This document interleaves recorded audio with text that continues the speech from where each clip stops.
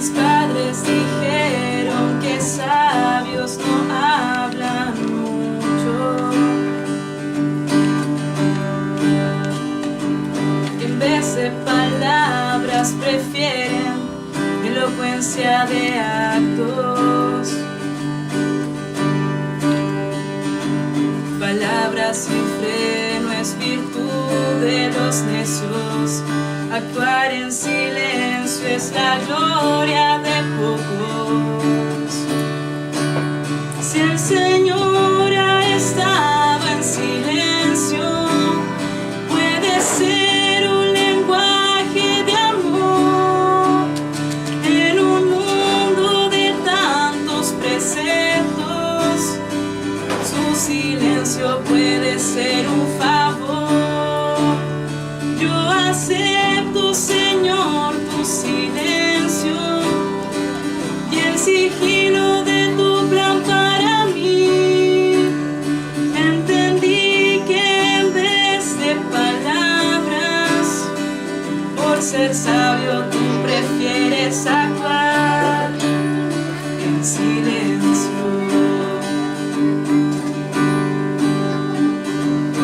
Y aunque falte la higuera y los frutos del campo,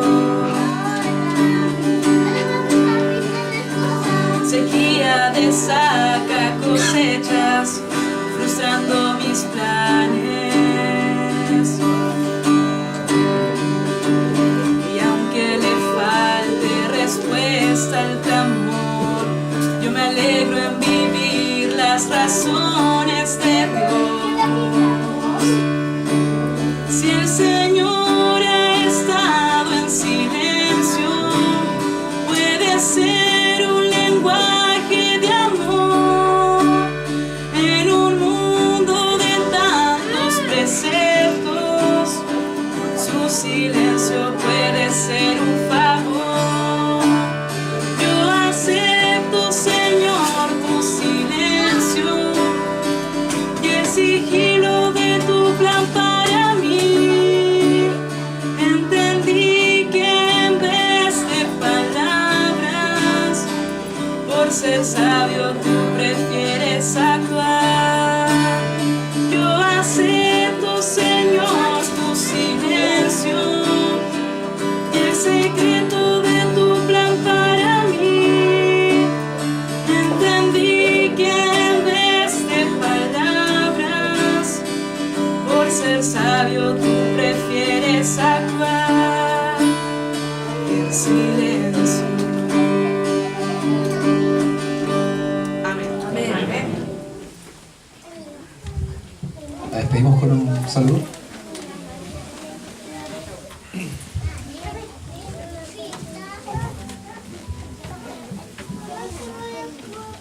Bueno, un feliz sábado nuevamente a cada uno de ustedes, mis queridos hermanos. Es un gozo poder estar aquí, ¿no es cierto?, compartiendo la palabra del Señor. Y bueno, hoy al parecer como que los colportores, en el buen sentido de la palabra, nos tomamos, ¿no es cierto?, el púlpito con todo y es un gozo poder servir al Señor en las diferentes áreas que pueden haber. Y bueno, ahora ya estamos terminando nuestra campaña de invierno y hoy es el último fin de semana que estamos aquí participando de la iglesia. Yo creo que en nombre de todos puedo decir que nos sentimos agradecidos porque los sábados nos recibieron muy bien, ¿no es cierto? Y también algo muy bueno es que nos permitieron también participar aquí con ustedes en todas las reuniones. Y bueno, para los que no me conocen, mi nombre es Pedro San Martín y vengo del sur. Soy de Pucón, pero al igual que los chiquillos, estudio en Chía, ahí en la noche, en mi segundo año de teología. Y bueno, antes de compartir la palabra, los quiero invitar a orar. Vamos a ver. Padre nuestro que estás en el cielo, Señor, te doy gracias porque tú nos permites, Señor, estudiar tu palabra. Y en este momento, Señor, rogamos tu dirección, que tú nos puedas ayudar, Señor, a comprender aquel mensaje que tienes para nosotros. Y de esa manera, Señor, también podamos tener una fe más real, Señor, y una vida cristiana más real, Señor, como tú quieres que la tengamos. Te agradezco por todo, Señor, y ruego tu bendición y la dirección de tu Espíritu Santo. En el nombre de Jesús, amén. Bueno, como estábamos terminando, ¿no es cierto?, nuestra campaña, ayer fue nuestro último viernes, nuestro último, ¿cómo se dice? momento en el cual recibimos el sábado juntos como campaña, fue el último viernes. Y nuestra líder nos hizo dos preguntas. Y nos dijo qué aprendimos en este invierno y también cuál es la experiencia, en segundo lugar, cuál es la experiencia más bonita que recordamos de este invierno. Y una de las cosas que yo compartí, que aprendí en este invierno, fue que nosotros debemos permanecer siempre unidos a Cristo. A veces uno comete el error de que cuando se encuentra en situaciones difíciles, o por ejemplo cuando alguien va a predicar, o tiene que cumplir algún rol, ¿no es cierto?, importante dentro de la iglesia, siente aquella necesidad de orar a Dios y que Dios, ¿no es cierto?, le conceda su poder, ¿verdad?, para poder predicar de buena manera, o dependiendo de la actividad que va a hacer, para que la pueda hacer de buena manera. Pero en cambio, cuando tal vez estamos un poco más relajados, tal vez estamos de vacaciones, a veces se nos olvida un poco aquella necesidad que por nuestra naturaleza nosotros tenemos de Dios. Y a veces uno puede decir, o a veces la gente, por ejemplo, que no pertenece a alguna iglesia, dice que cuando están mal, ¿no es cierto?, se acuerdan de Dios. Y cuando no, viven como si casi Dios no existiera. Y a veces nosotros dentro de nuestro cristianismo igual actuamos en cierta manera similar a eso. Porque como estábamos hablando, cuando tenemos alguna responsabilidad tal vez eclesiástica o alguna cosa importante que hacer, sentimos aquella necesidad de estar más cerca de Dios. Y yo les comentaba a los chiquillos mi experiencia personal, de que durante el año, bueno, ya estudiamos en la universidad y como vivimos lejos, estamos en el internado. Y yo les decía que a veces los domingos uno como que se despierta un poquito más tarde y tiene que ir al desayuno y como que duerme un poco más.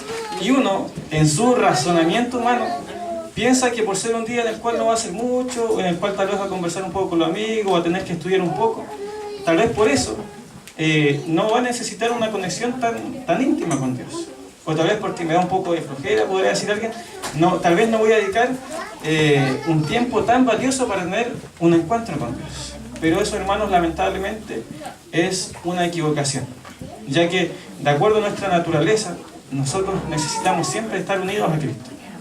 Y quiero que veamos en la palabra de Dios, en la carta a los Colosenses, de Pablo, ¿no es cierto?, en Colosenses 2, el capítulo 2, y el versículo 6 y 7.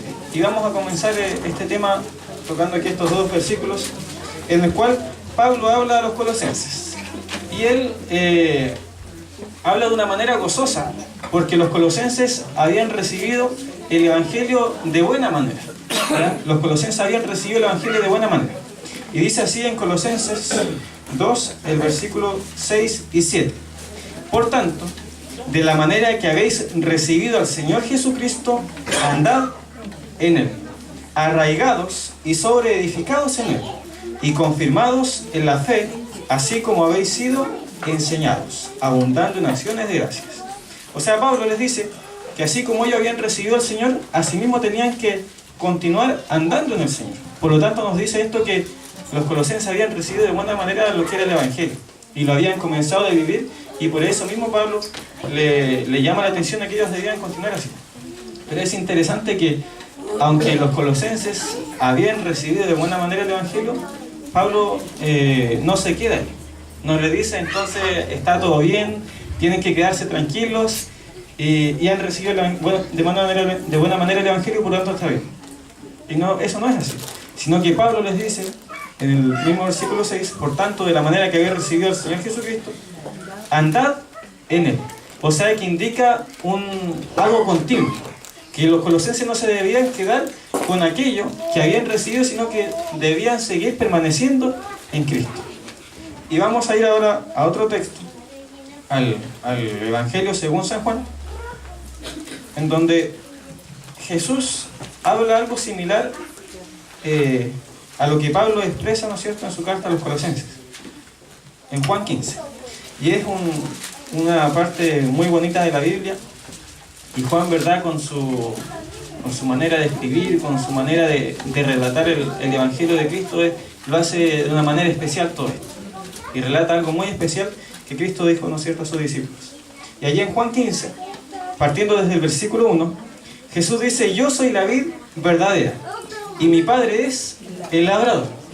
Ahora, si nosotros nosotros nos fijamos un poco en lo que es el Antiguo Testamento, en algunos pasajes dentro de los profetas, ¿verdad?, dentro de los Salmos y también dentro de Isaías, se menciona a Israel como una vid, ¿ya?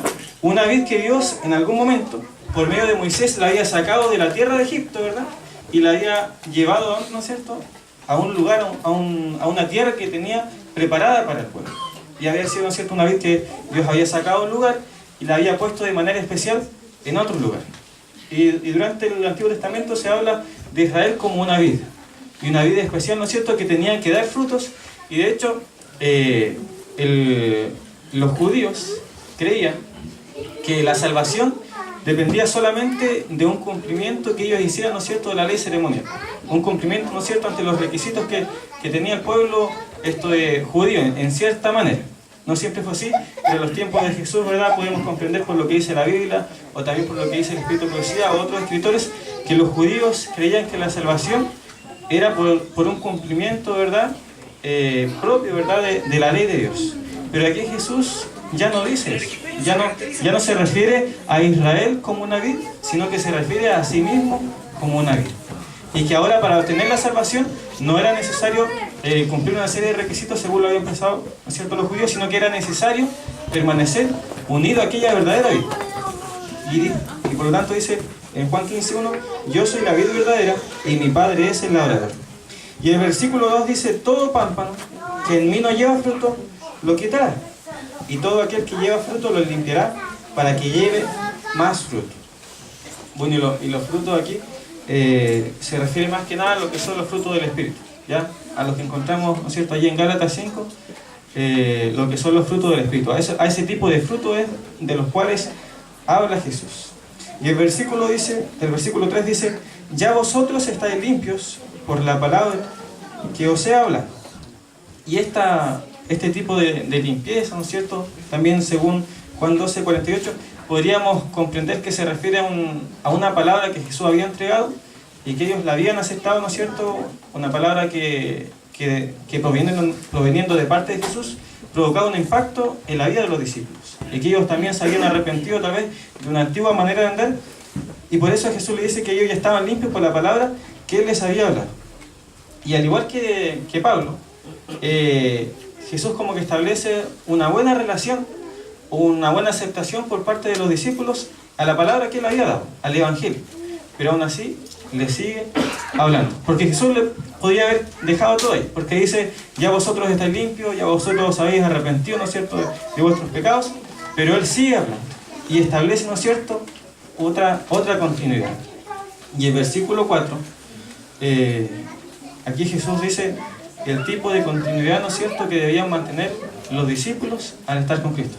Y dice el versículo 4, permanecer en mí y yo en vosotros, o sea, algo mutuo, permanecer en mí y yo en vosotros. Y dice, como el pámpano no puede llevar fruto por sí mismo si no permanece en la vid, así tampoco vosotros si no permanecéis en mí. Y es interesante porque es una figura muy clara. Si uno saca, ¿no es cierto?, un pámpano, que se refiere, ¿no es cierto?, como un racimo de uvas, ¿verdad?, y lo deja un tiempo así solo, el pámpano con el tiempo se va a secar, ¿verdad?, las uvas tal vez se van a echar a perder y no va a seguir teniendo el mismo vigor que en algún momento tuvo. Hay unas, no sé muy bien cómo se llamarán, pero hay unas plantitas que las cuelgan con unos hilos y de alguna manera, ¿no es cierto?, no sé, se alimentan y siguen teniendo vida, por decirse. Claveles del aire, ese mismo. Bueno, eso, ¿no es cierto?, que es como algo redondito, ¿verdad? Esa plantita es interesante, yo no sé muy bien cómo funcionará todo, pero es interesante que sigue, ¿no es cierto?, teniendo vida. Pero a diferencia, este pámpano, si es que es cortado de la vid, con el tiempo muere lentamente, ¿no es cierto?, no sigue funcionando. Y asimismo, Jesús habla acerca de la dependencia que los discípulos deben tener con Él.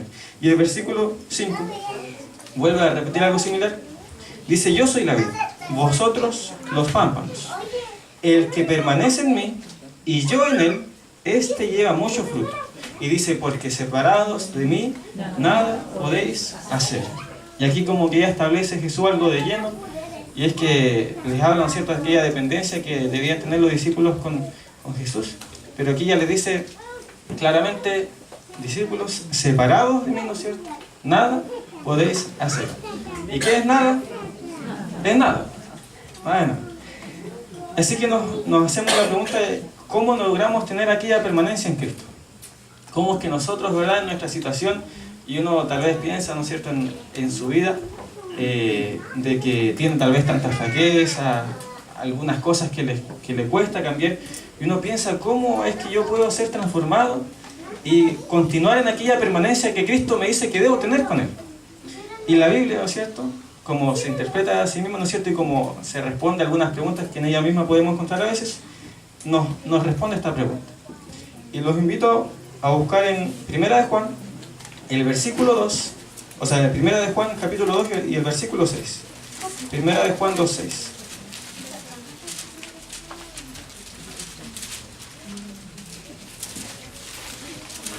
Y si alguien lo ha encontrado, le puede dar lectura. 1 de Juan 2, 6.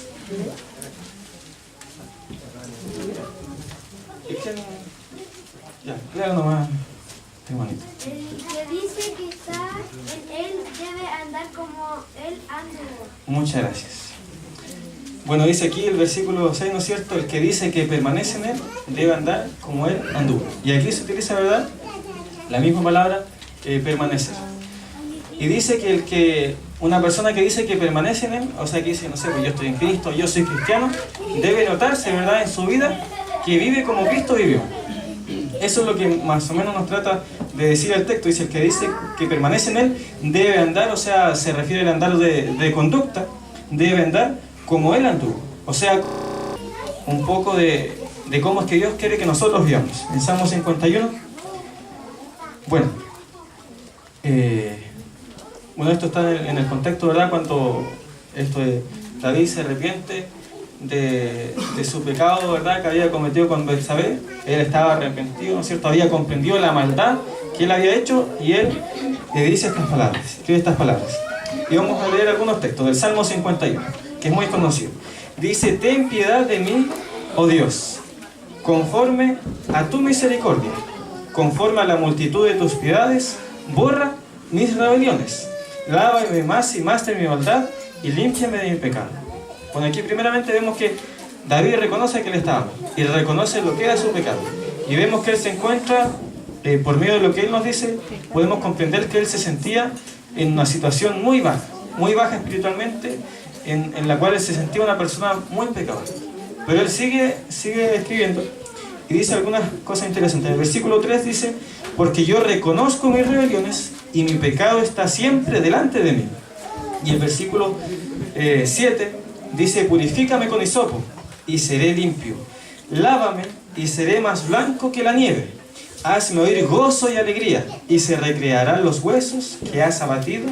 Esconde tu rostro de mis pecados y borra tú mis rebeliones. Primeramente David reconoce su pecado y luego él comienza a pedirle a Dios que lo perdone por aquel pecado.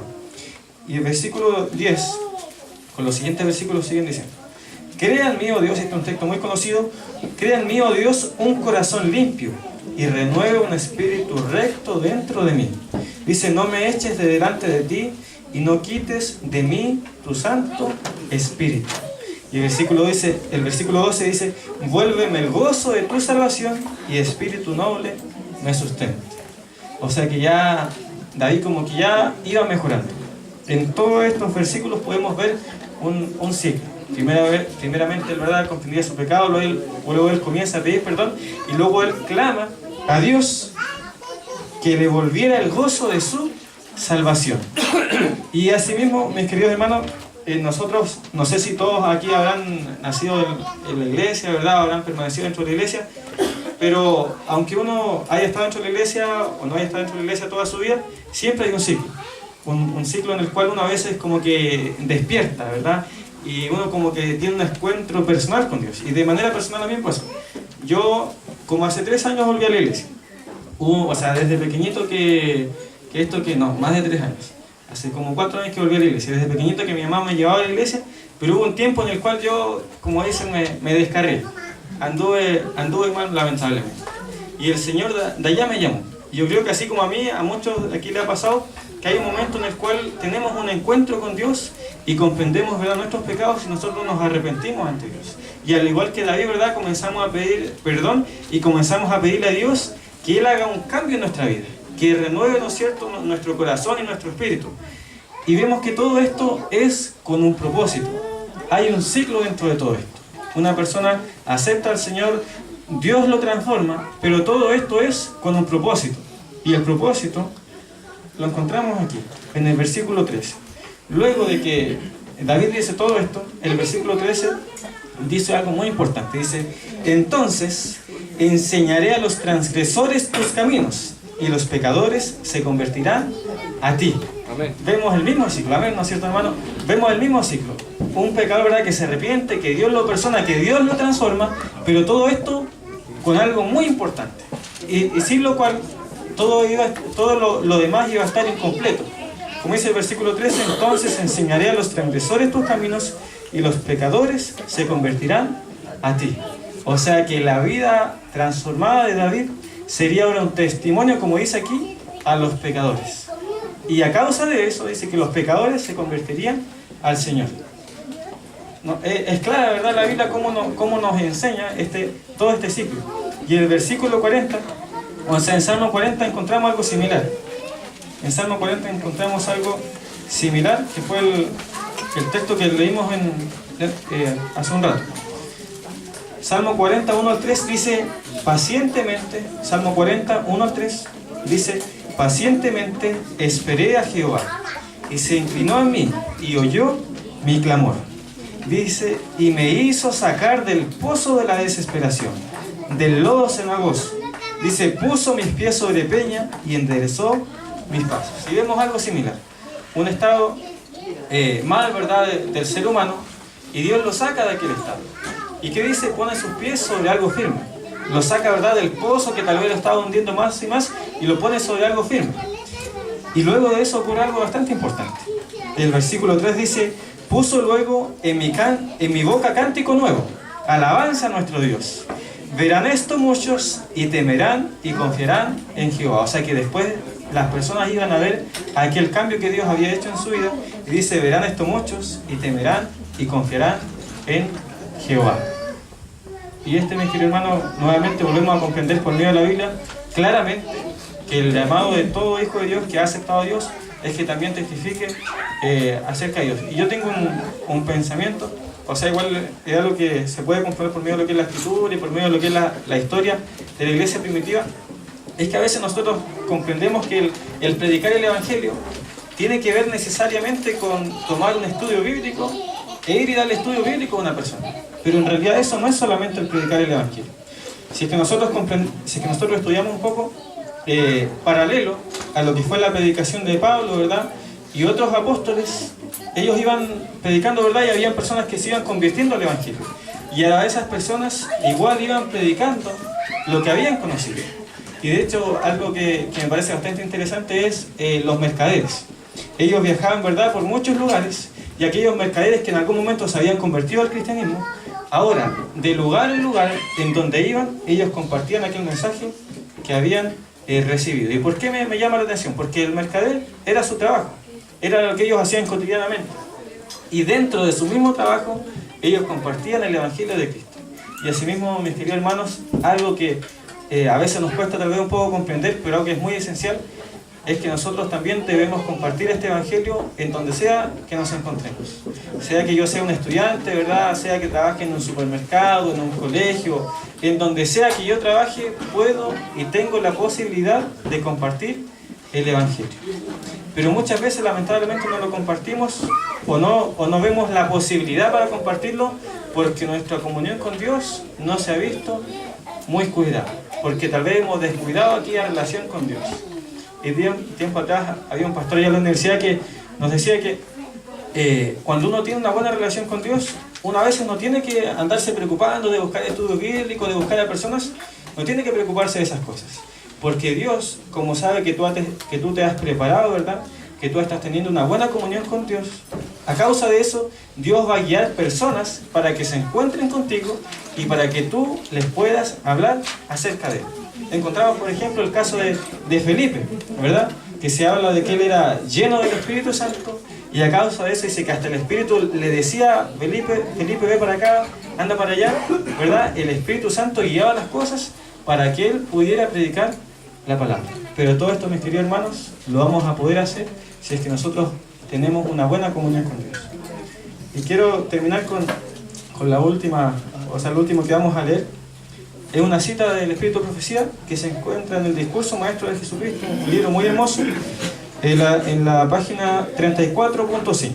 Y dice lo siguiente, pongamos atención. Sin una fe viva en Cristo como Salvador personal, nos es imposible ejercer influencia eficaz sobre un mundo escéptico. O sea que sin una fe en Cristo como nuestro Salvador personal, nos es imposible ejercer una influencia eficaz sobre un mundo escéptico.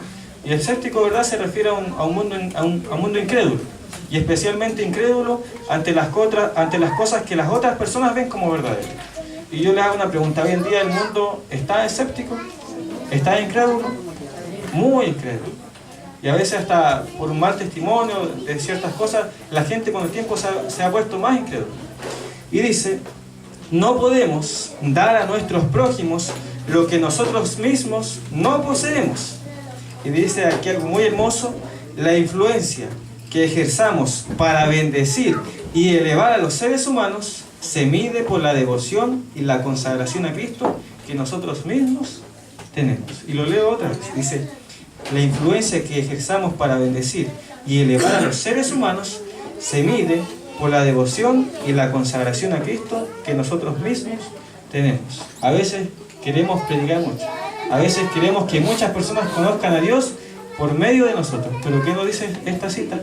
Que eso solamente se medirá, el nivel de testificación que yo tenga, ¿verdad?, de Cristo va a ser consecuente a mi consagración y mi entrega personal que yo tenga hacia Dios. Y para terminar quiero contarles una experiencia, ya que ustedes dicen, los chiquillos vienen para acá, que cuenten alguna experiencia de las que viven en el terreno. Y quiero contarles una experiencia del día jueves. Yo salí en la mañana, ¿verdad?, salimos al terreno y estaba en un lugar cerca de los Copicos. Aquí para abajo, ¿verdad?, creo que es un lugar medio complicado donde yo estaba por ahí cerca. No era tan complicado donde yo estaba, pero igual. Bueno, y estaba tocando, ¿verdad?, las casitas. Pasé primero a una casa de una señora que se llamaba Esther. Ella tenía diabetes y tenía otras complicaciones más de salud. Y pudimos hablar, ¿verdad?, también orar ahí con ella, hablar un poco acerca de lo que es la salud y también poder y dejar un mensaje en aquel lugar. Y seguí tocando y algunas personas no me recibieron y continué por la misma calle y toco en una casa y sale una señora y andaba así como media apurada. Y yo le dije todo: muy buenos días, me presento, mi nombre es Pedro San Martín, el proyecto Vía Sana, ¿verdad?, lo que es las enfermedades cardiovasculares y todo esto. Y que también estamos presentando unos manuales de salud. Y la señora me dijo: no, yo sabes que me controlo, ahí voy al hospital, a la clínica, así que me estoy controlando. Pero resulta que ella, o sea, yo vi eso y pensé: la señora ya no va a querer recibirme. Pero me dice: oye, pero tú que eres joven, así como con fuerza, ¿verdad?, activo, ¿me podrás ayudar en algo? Y llégame a centrar. Y aquí es raro eso, en Santiago, que la gente llegue y te hace entrar. Así que yo le había dicho muy pocas palabras y ella casi habló más que yo por lo que me dijo. Y me dijo: pero ven, ayúdame aquí con algo. Y me abre la puerta, me hace entrar a la casa y ella sigue para atrás. Y pasamos al patio y tenía ¿cómo se llama?, un galón de gas, ¿verdad? Y ella tenía que abrirle ¿cómo? La válvula. Muy bien, gracias. Y resulta que ella vive sola. Ella tal vez todos los días, o tal vez siempre le tocaba abrir la válvula y la abría. Pero resulta que esta vez ella no pudo abrir la válvula. Y cuando yo llamé a la casa, ella seguramente andaba tratando de abrir la válvula. Porque se iba a duchar, me dijo: ¿sabes qué? Me quiero duchar y no puedo abrir esto. Y así que pasé yo, ¿verdad? Y yo la intenté abrir. Bueno, yo no tengo mucha fuerza y no la puedo abrir, voy a quedar mal aquí. Vamos que la enseñaron. Pero al final le hice un poco más de fuerza, ¿verdad?, y la pude abrir. Y es interesante, ¿verdad?, cómo Dios dirige las cosas. Esta señora, tal vez por lo que es el lado de la salud, ella se sentía bien, estaba controlándose, pero ella tenía una necesidad en aquel momento. Y Dios, ¿verdad?, dirigió las cosas para que justo en aquel momento ella no pudiera abrir la válvula, pero que llegara un joven, ¿verdad?, a su hogar y pudiera ayudarle con él. Así que luego, ¿verdad?, pude abrir la válvula, quedó todo bien. Y la señora me ofreció un vasito de agua y todo. Y no tenía mucho tiempo, así que me dijo como que me iba ya a despedir para que yo siguiera mi camino y no tenía tiempo para escucharme.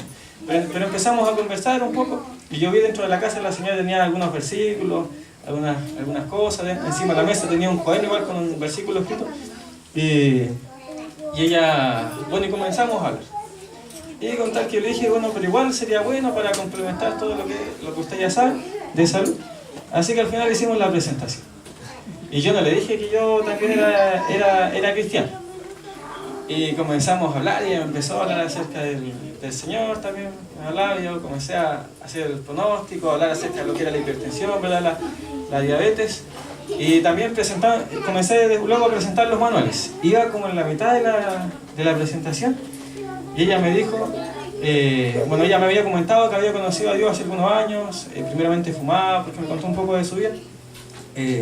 Eso es lindo igual del reportaje que la gente uno puede abrirse. Ella me contó un poco de su vida. Me dijo que antes ella fumaba, tomaba, pero luego conoció al Señor y comenzó a ir a la iglesia. Y había andado como en 3 iglesias. Y ahora estaba en una iglesia ya cerca de los Copibes. Y ella me dijo,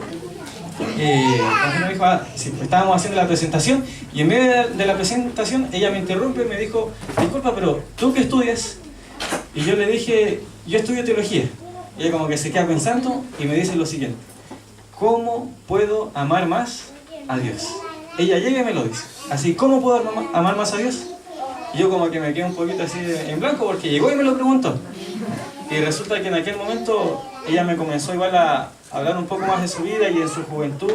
Ella igual había pasado por algunos problemas difíciles y aún siendo grande, ella a veces se sentía un poco culpable de ciertas cosas. Y en aquel momento yo, paramos la presentación literalmente y yo saqué mi Biblia, igual ando con una Biblia chiquita ahí, de la misionera, y le leí igual, ¿verdad?, algunos textos, así compartimos un poco y fue un momento muy, muy grato. Y al final de la presentación, como casi nos hicimos amigos con la señora Sofía, nos hicimos amigos. Y al final de la presentación ella quiso quedarse con 2 libritos. Y de hecho ella se quedó con un libro de salud y con un libro Milagro de Jesús, que es más grande, ¿ya? Y en toda la campaña de invierno nadie me había comprado el libro Milagro de Jesús. Y ella se lo quiso dejar. Y aparte, ¿verdad?, dejamos igual el conflicto cósmico, que es casi el porqué, ¿verdad?, de que nosotros como colportores existimos, ¿verdad?, para dejar aquellos preciosos mensajes. Y al final de todo esto, ya estábamos terminando, y ella me dijo, pero tienes que orar por mí. Y nosotros casi siempre ofrecemos la oración y ella ¿no es cierto?, estaba pidiendo que orara. Y ella me había contado que había pasado por algunas religiones y ella se sentía mal a veces porque algunas personas tenían ciertas manifestaciones que decían que aquellas manifestaciones eran del Espíritu Santo y ella se sentía mal porque creía que no tenía el Espíritu Santo. Y en aquel momento, ¿verdad?, abrimos el conflicto de los siglos, el conflicto cósmico, sacamos el papelito y yo le leí una cita que hablaba un capítulo que se llama La eficacia, algo así, de los reavivamientos nuevos. Yo creo que lo deben haber esto he leído, que habla acerca de que las personas que eran transformadas por Dios amaban lo que antes odiaban y que odiaban lo que antes amaban, y hablaba un poco acerca de la transformación que Dios hace en el corazón. Y luego de aquel momento la señora se sintió muy bien y le gustó mucho aquello que leímos del conflicto cósmico. Y podemos, bueno, y esto se los cuento a mis queridos hermanos para poder comprender un poco, ¿verdad?, la necesidad que tienen las personas y también el hecho de que aquellas personas tienen mucha necesidad. Hay algunas personas que tal vez han conocido al Señor como Cristo anduvo. Y nos hacemos la pregunta, ¿cómo vivió Jesús? Si es que vemos que el permanecer en Jesús es igual a vivir como Jesús, porque eso es algo que nos trata de decir el texto. Si vemos que permanecer en Jesús es igual a vivir como Jesús, nos hacemos una pregunta, ¿cómo vivió Jesús? Y ahora quiero que veamos algunos puntos que fueron muy importantes dentro de la vida y el ministerio de Cristo, que fueron de hecho lo que le dio aquella fuerza, ¿verdad?, aquella preparación para que Cristo pueda finalmente entregarse en la cruz. Y los invito a un texto que estuvimos estudiando el sábado antes pasado con el pastor Milton, en Mateo 4. Pastor Milton habló acerca de eso y yo quiero hablar acerca de la primera tentación. En Mateo 4, y vamos a comenzar igual desde el versículo 1. Mateo 4, 1. Y dice allí: entonces Jesús fue llevado por el Espíritu al desierto para ser tentado por el diablo. Y después de haber ayunado 40 días y 40 noches, tuvo hambre. Y vino a él el tentador y le dijo: si eres hijo de Dios, di que estas piedras se conviertan en pan. Bueno, dice. Y ahora, algo interesante es que el tentador vino después de que Jesús, ¿verdad?, había estado ayunando todos estos días. Y esto nos habla un poco, también como lo mencionaban en la predicación sábados más atrás, es que Satanás siempre nos va a atacar en un momento en el cual nosotros nos encontramos débiles espiritualmente. A veces uno puede pasar por un momento glorioso, ¿verdad?, en el cual se siente que es usado por el Señor, pero luego tal vez se da unas vacaciones, o tal vez recae un poco, descuida un poco lo que es la oración, ¿verdad?, descuida un poco lo que es el estudio de la Biblia, y en aquel momento el tentador viene y te ofrece algo. Y es interesante que era una necesidad la que tenía Cristo, la necesidad de comer. Y Satanás vino, ¿no es cierto?, queriendo ofrecer, ¿no es cierto?, algo que satisfacía aquella necesidad de comer. Pero Jesús, en el versículo 4, o sea, vamos a leer el 3 y el 4, dice: y vino a él el tentador, y le dijo: si eres hijo de Dios, di que estas piedras se conviertan en pan. Y él, dice el versículo 4, él respondió y dijo: escrito está, no solo de pan vivirá el hombre, sino de toda palabra que sale de la boca de Dios. Y bueno, aquí Jesús cita Deuteronomio 8:3. Bueno, aquí encontramos un mensaje, podríamos decirlo, explícito y un mensaje implícito.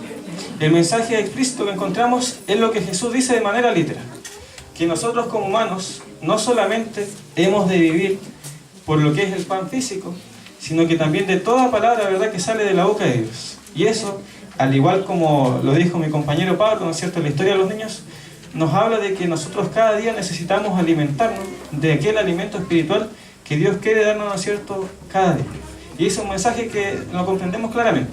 Pero también es importante que se da otro mensaje, que es implícito, podríamos decirlo, y que uno, tal vez pensando un poco en Jesús y en lo que Él hizo aquí, lo podemos comprender.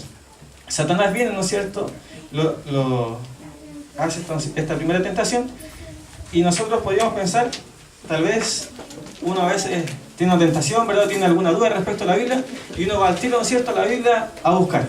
Y pensemos en Jesús, que Satanás viene, lo tienta, y Jesús, lo que Él hizo ante esta propuesta de Satanás, no fue decir: espera un poquito, Satanás, déjame aquí buscar en los rollos, ¿verdad?, donde sale algo que yo, con lo cual yo te pueda responder.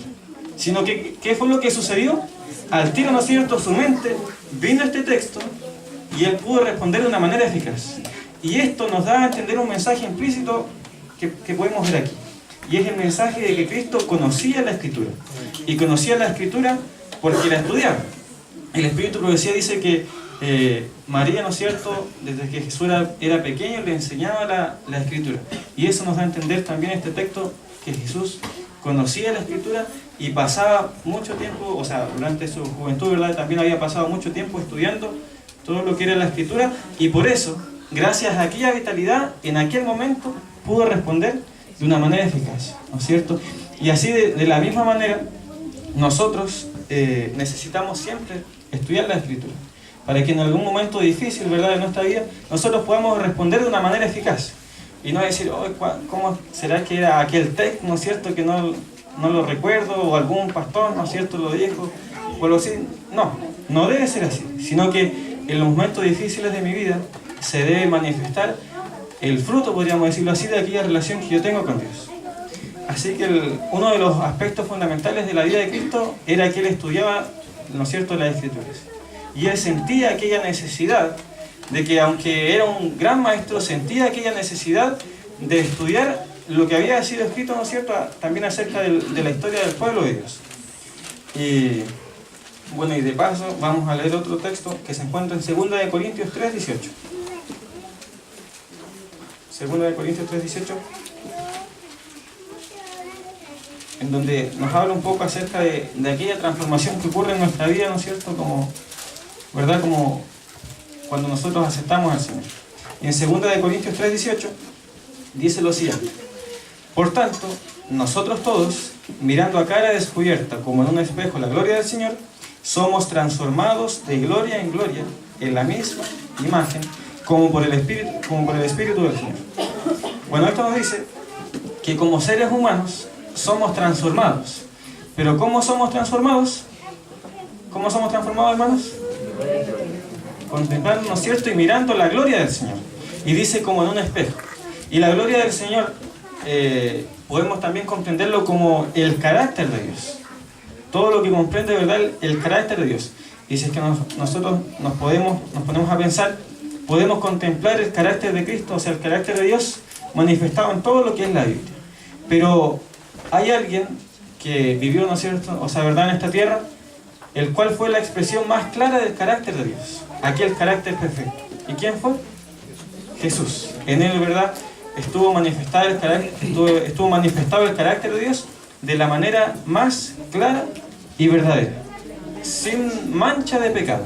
Y por lo tanto, si es que esto nos dice que nosotros somos transformados al contemplar la gloria del Señor, nosotros podemos ir y deberíamos sentir también la necesidad de ver cómo fue la vida de Cristo aquí en la tierra. Y por eso también es importante el estudio de la palabra de Dios, porque especialmente en los evangelios nosotros encontramos cómo fue que Cristo vivió al estar aquí en la tierra. Y el otro punto importante acerca de lo que fue la vida de Cristo es que Él pasaba mucho tiempo en oración.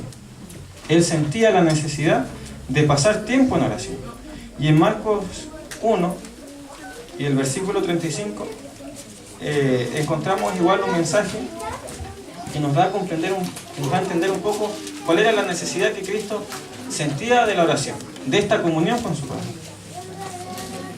Y en Marcos 1:35, si es que alguien lo tiene, le puede dar lectura, hermano. Dice: de madrugada, cuando todavía estaba oscuro, Jesús se levantó y salió de la ciudad para ir a orar a un lugar solitario. Muchas gracias. Bueno, este texto dice que de mañana, antes de que el sol saliera, ¿verdad?, Cristo aquel día se levantó y fue a un lugar a orar. Y de acuerdo a la época en la cual ocurrió esto, los comentadores dicen que el sol salía a las 5 de la mañana aproximadamente, o sea, ya estaba saliendo los rayos pegando, pero como a las 3:30 de la mañana a veces ya se comenzaba a ver la claridad del sol.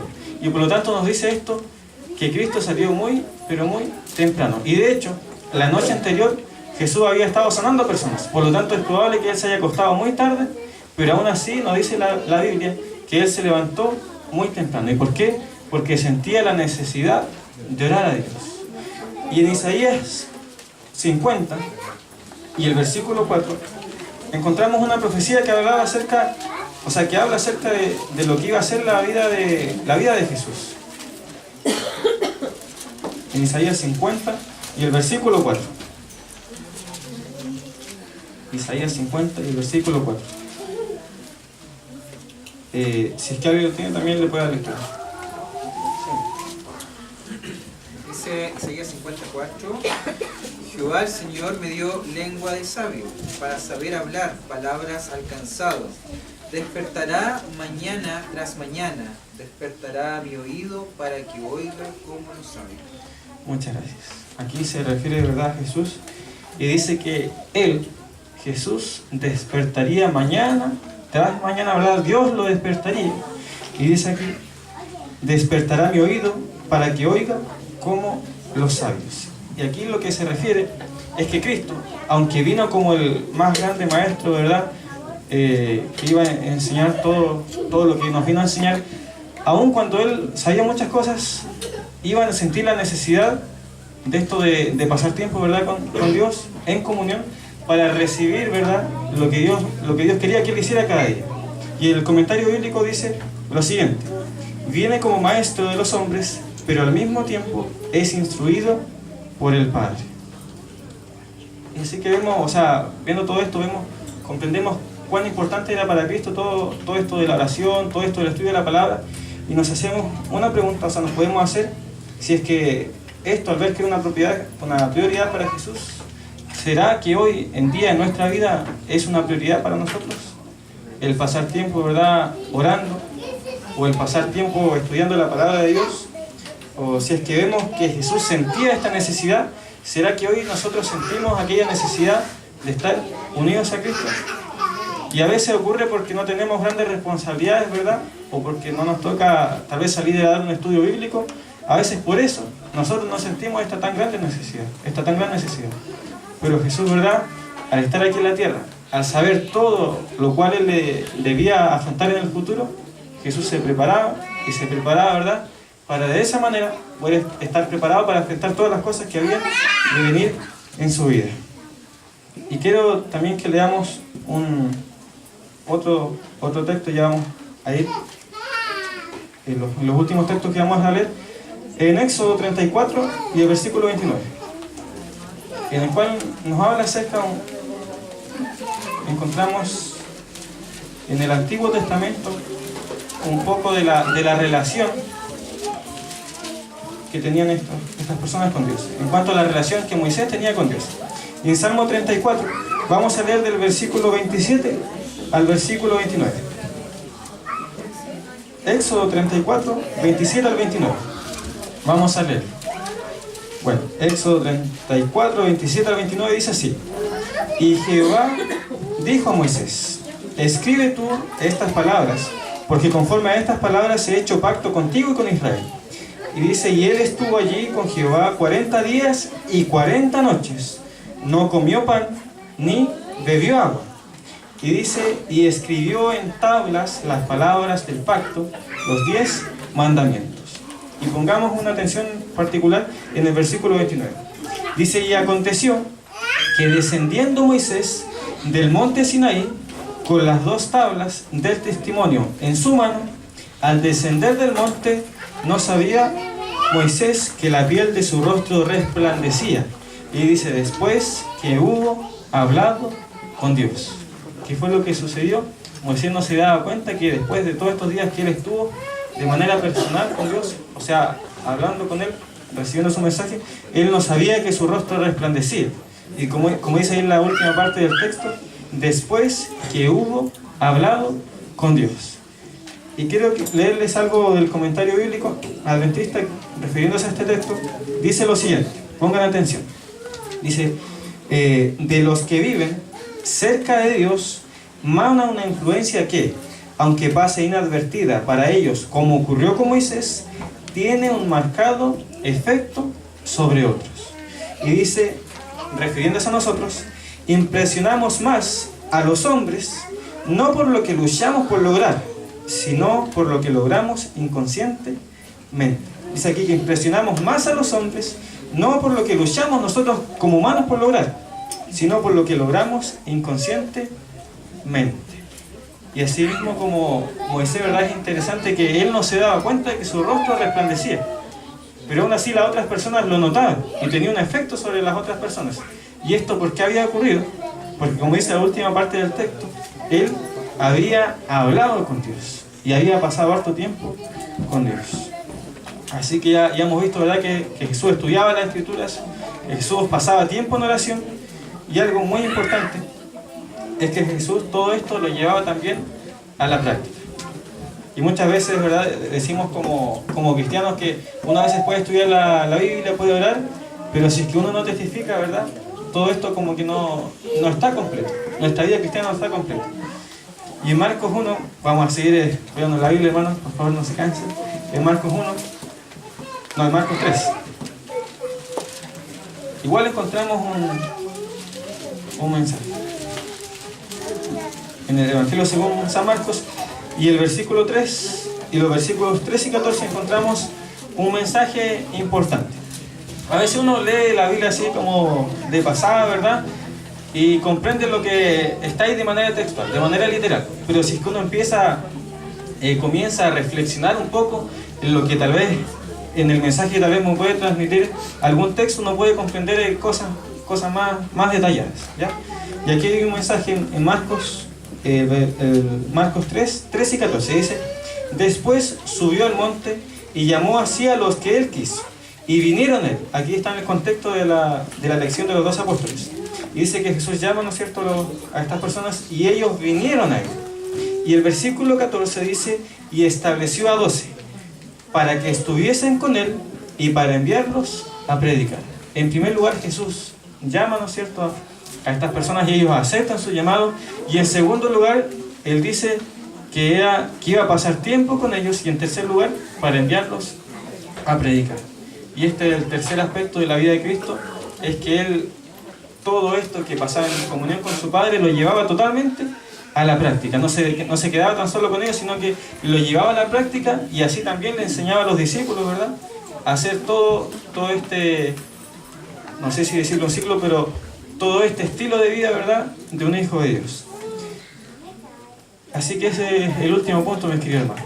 El hecho de que todos los cristianos, ¿verdad?, somos llamados por Cristo a compartir aquellas cosas que Él a nosotros, ¿verdad?, nos ha revelado. Toda aquella experiencia personal que nosotros vivimos. Y veamos algunos textos que nos hablan acerca de esto. Vamos a leer primeramente el Salmo 51, que es un salmo muy conocido y que nos habla acerca de esto.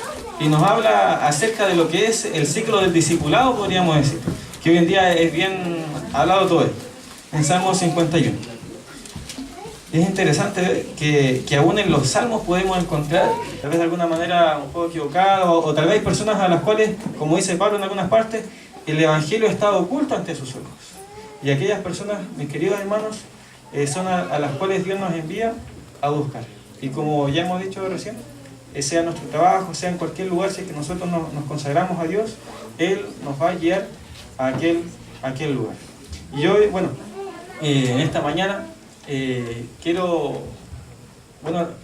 podemos ser sinceros, y todos aquí tenemos parte de nuestra vida que arreglar. Todos aquí, ¿verdad?, sabemos aquellas llaguitas, por así decirlo, que necesitamos cambiar en nuestra vida.